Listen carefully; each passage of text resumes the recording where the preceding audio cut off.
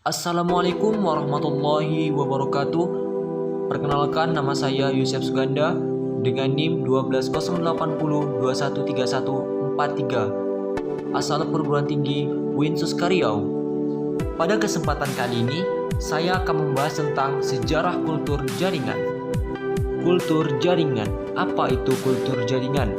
Ya, kultur jaringan adalah usaha untuk mengisolasi sel, sekelompok sel atau organ tanaman, lalu menumbuhkannya dalam keadaan aseptik pada lingkungan yang sesuai, sehingga dapat menghasilkan tanaman yang baru yang dapat ditanam pada media non-aseptik. Tujuan dan manfaat: dapat menghasilkan tanaman yang sama dengan induknya, dapat memperbanyak tanaman langka dalam waktu singkat, dapat menghasilkan propagul tanaman dalam jumlah banyak dalam waktu singkat, dapat menghasilkan tanaman yang bebas hama dan penyakit,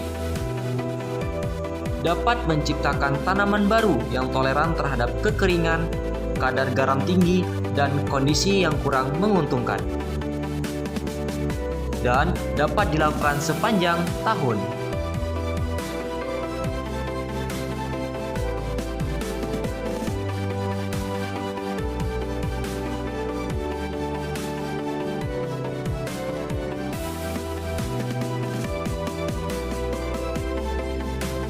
Pada tahun 1838 ditemukannya teori titopotensi oleh Schwann dan Schindler.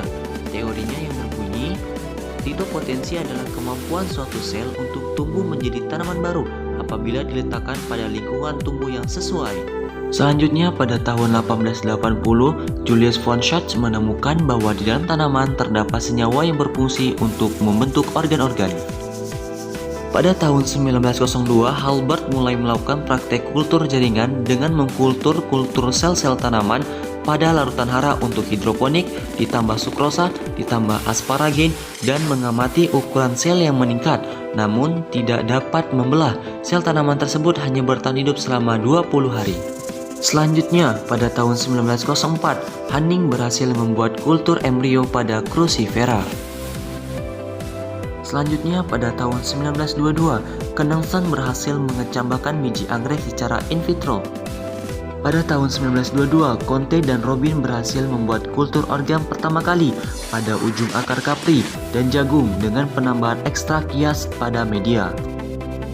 Tahun 1934, Gauchard melakukan kultur in vitro jaringan kambium pada beberapa tanaman berkayu dan menghasilkan kultur kalus pertama, namun gagal, hanya tumbuh 6 bulan.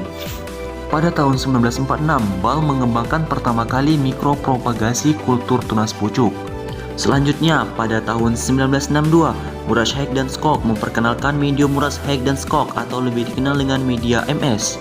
Selanjutnya, pada tahun 1964, Guha dan Maheshwari berhasil membuat tanaman haploid datura dari kultur polen.